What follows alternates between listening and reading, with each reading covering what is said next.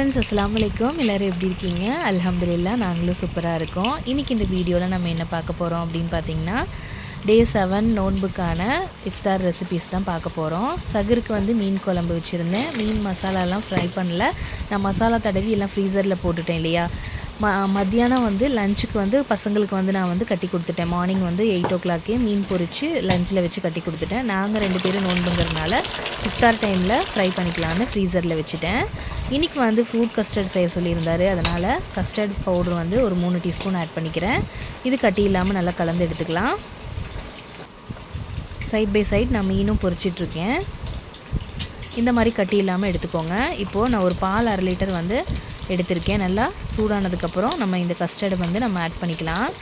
என்னமோ தெரியலைங்க, நான் கஸ்டர்டை செய்யணும் அப்படின்னு நினச்சாலே ஏதாவது ஒரு சொதப்பல் வந்துடுது.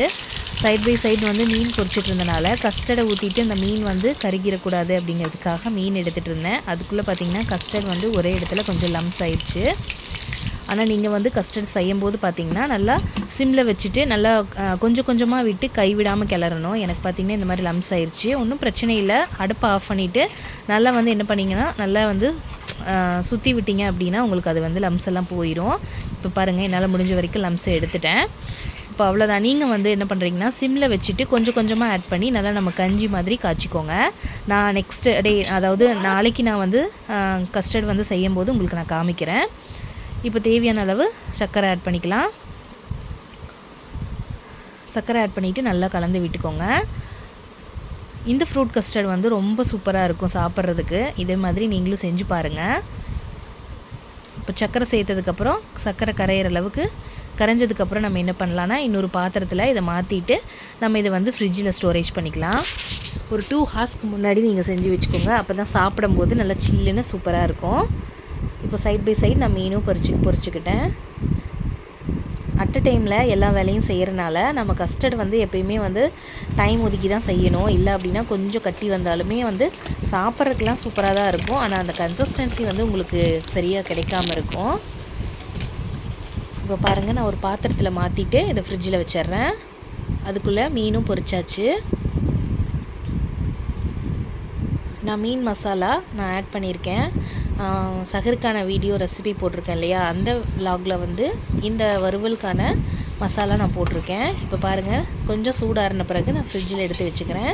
சுட சுட வைக்கக்கூடாது ஃப்ரிட்ஜில். இப்போ நான் வந்து இதில் ஃப்ரூட்ஸ் வந்து மாதுளம்பழம், அப்புறம் பார்த்திங்கன்னா க்ரீன் கிரேப்ஸு, பாதி கொய்யாப்பழம், அதுக்கப்புறம் பிளாக் கிரேப்ஸு, அப்புறம் ஒரு பனானா கட் பண்ணி வச்சுருக்கேன். எப்பவுமே ஃப்ரூட் கஸ்டர்டில் ஃப்ரூட்ஸ் வந்து குட்டி குட்டியாக தான் போடணும். ரொம்ப பெருசாக இருந்தாலும் சாப்பிட முடியாது. அதுக்குள்ளே தொழுதுட்டு வந்துடலாம் அப்படின்ட்டு தொழுதாச்சு. அசர் தொழுதுட்டு மறுபடியும் இது ஃப்ரிட்ஜிலேருந்து எடுத்துகிட்டேன். பாருங்கள், நல்லா கெட்டியாக நல்லா வந்து உங்களுக்கு சில்லுன்னு இருக்குது. இந்த ஸ்டேஜில் நான் இதை கலந்து வச்சிட்றேன். அசர் தொழுதுட்டு இதை கலந்து வச்சுட்டு மறுபடியுமே நான் ஃப்ரிட்ஜில் வச்சுட்டேன். இஃப்தாருக்கு இனி நேரம் இருக்கு இல்லையா, அதனால் இது நல்லா ஊறி வரும்போது உங்களுக்கு சாப்பிட அவ்வளோ சூப்பராக இருக்கும். இதில் மில்க் மைடும் நான் ஆட் பண்ணிக்கிறேன். மில்க் மைடு வந்து ஆப்ஷனல் தான். மில்க் மைடு ஆட் பண்ணிங்கன்னா ரொம்ப டேஸ்ட்டாக இருக்கும். நான் வந்து அமுல் மில்க் மைடு தான் ஆட் பண்ணியிருக்கேன். தேவையான அளவு ஆட் பண்ணிவிட்டு நல்லா கலந்து விட்டுருங்க. சைட் பை சைடு வந்து பாயாசம் வந்து பசங்க கேட்டிருந்தாங்க. சேமியா பாயாசம் தான் செஞ்சுருந்தேன். 1/2 லிட்டர் பாலில் சேமியா, அதுக்கப்புறம் முந்திரி பருப்பு, திராட்சை, அதுக்கப்புறம் கொஞ்சமாக நெய் விட்டு திராட்சை முந்திரிலாம் தாளித்து கொட்டியிருக்கேன். அவ்வளோதான், பாயாசமும் ரெடி ஆயிடுச்சு. இதுலேயும் நான் வந்து மில்க் மைட் ஆட் பண்ணியிருக்கேன். சர்க்கரையும் ஆட் பண்ணிவிட்டு மில்க் மைடு கொஞ்சம் ஆட் பண்ணியிருக்கேன். பாயாசத்தில் மில்க் மைட் ஆட் பண்ணோம் அப்படின்னா உண்மையாலுமே அவ்வளோ டேஸ்ட்டாக இருக்கும். நம்ம கடைகளில் வாங்குகிறோம் இல்லையா பாயாசம், அந்த மாதிரி இருக்கும்.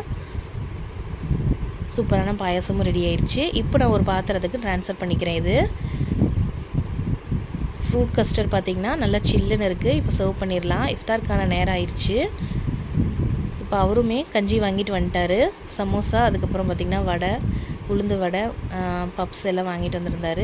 அதுக்கப்புறம் கரும்பு ஜூஸும் வாங்கிட்டு வந்திருந்தார். அதுக்கப்புறம் பார்த்திங்கன்னா நாங்கள் கொஞ்சம் ரோஸ் மில்க் போட்டிருந்தேன். அவ்வளோதான் இன்றைக்கான இஃப்தாருக்கான ரெசிபீஸ்.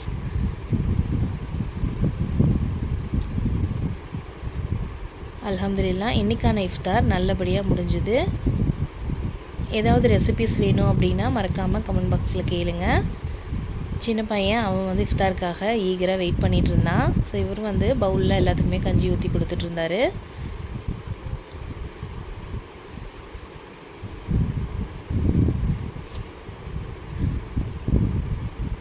நோன்பு திறக்கிற நியத்தை சொல்லி நோன்பு திறந்தாச்சு. நெக்ஸ்ட்டு சஹர் லாகில் மீட் பண்ணலாம்.